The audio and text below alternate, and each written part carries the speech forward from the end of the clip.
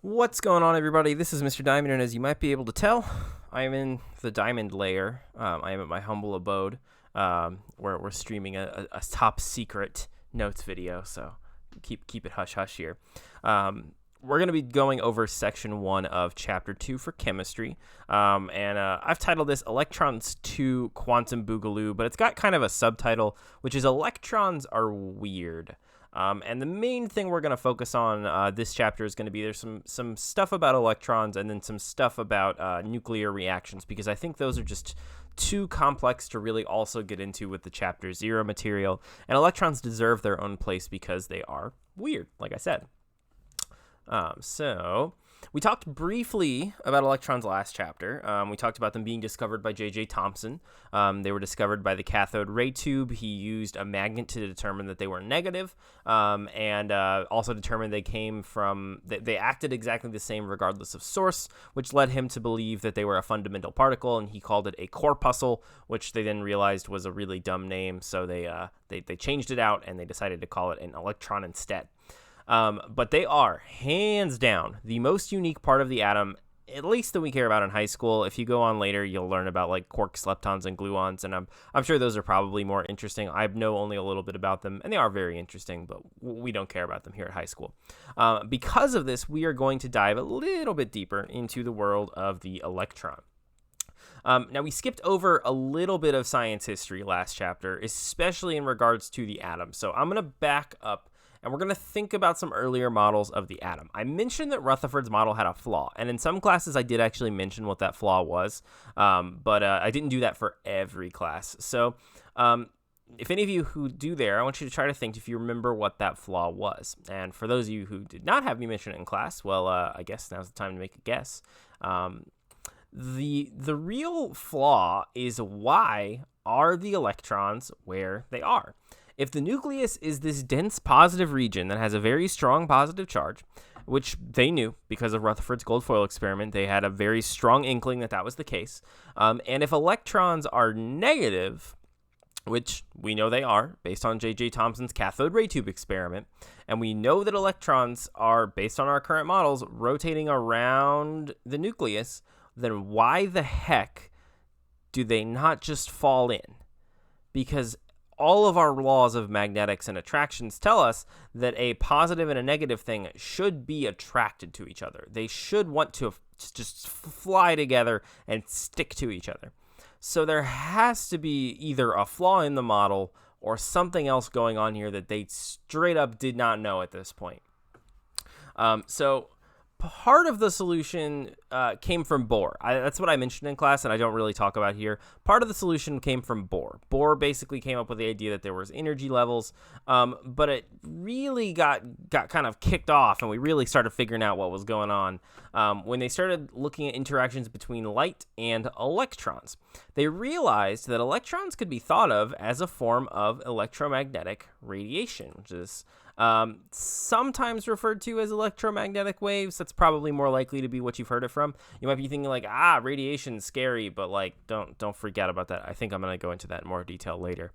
But it's around us in our everyday life, whether it's your infrared remotes. So if you have a remote of any kind, not sponsored, hashtag not sponsored.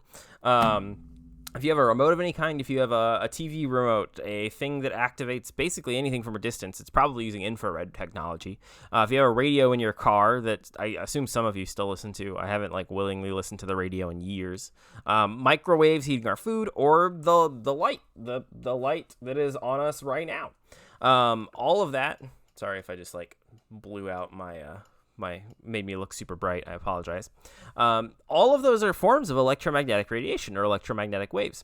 And this is because it exists on a spectrum, and we call that the electromagnetic spectrum to be more specific. So this kind of looks like this. Up here at radio waves, we've got a wavelength of 10 to the third.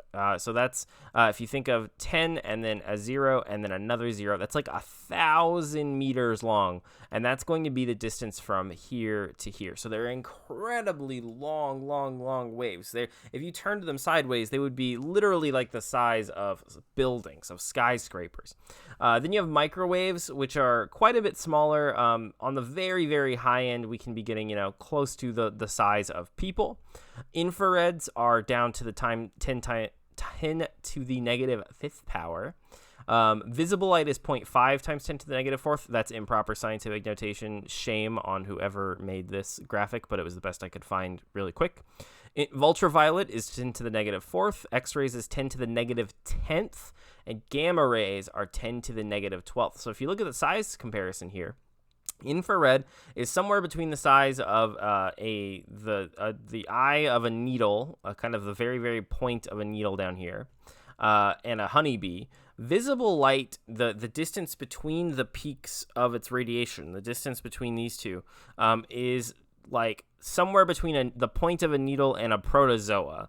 Ultraviolet light is getting to the size of molecules, X-rays to the size of atoms, and gamma rays to the size of a nucleus, which, remember, if you you have to blow up an atom to the size of a football stadium, and the nucleus would just be a marble in the middle. And atoms are already super, super, super, super, super tiny. So these are incredibly close together waves.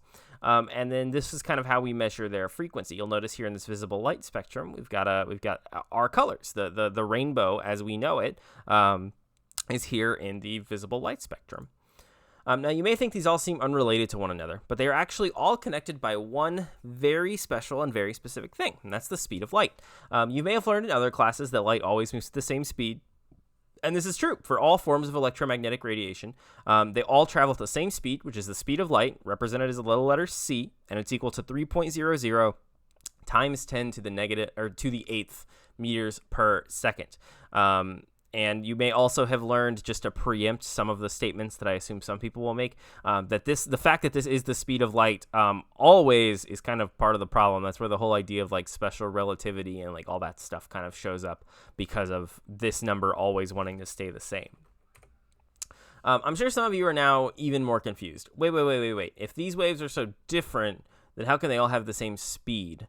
And didn't the chart we looked at earlier have them being like very different sizes? And yeah, you're right. They do have very different sizes here. But remember, this is not how big they are up and down. This is how big they are side to side. This is how big they are across.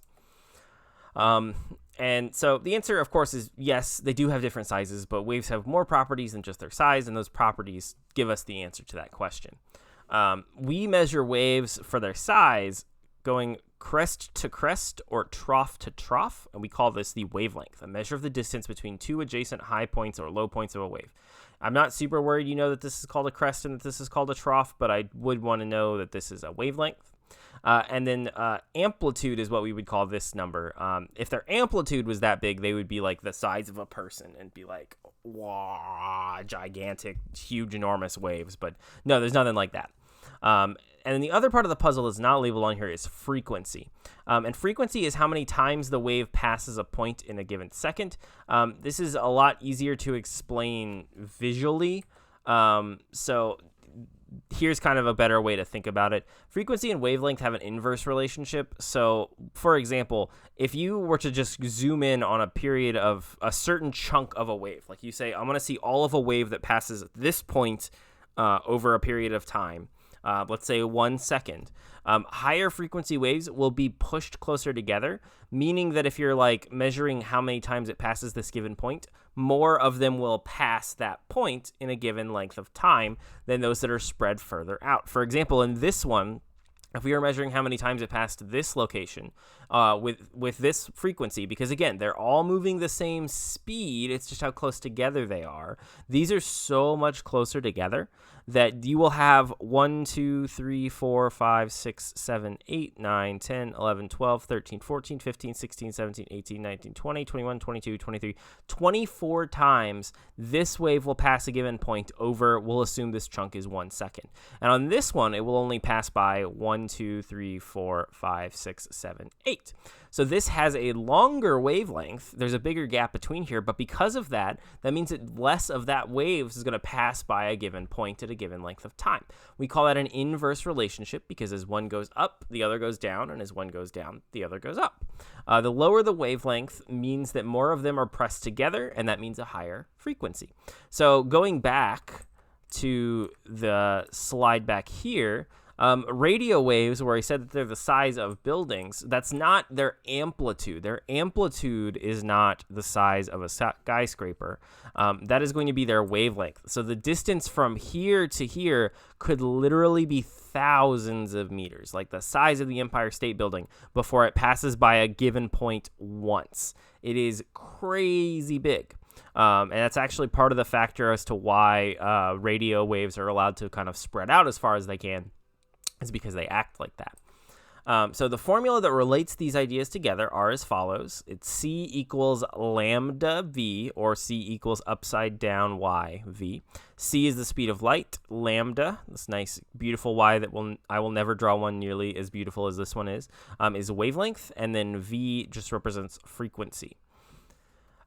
So we can do some equations like this. Determine the frequency of an electromagnetic wave that has a wavelength of 0.0534 meters.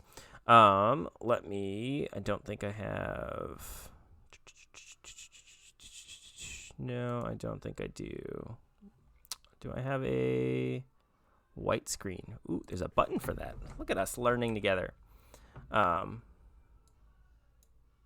okay, doesn't work.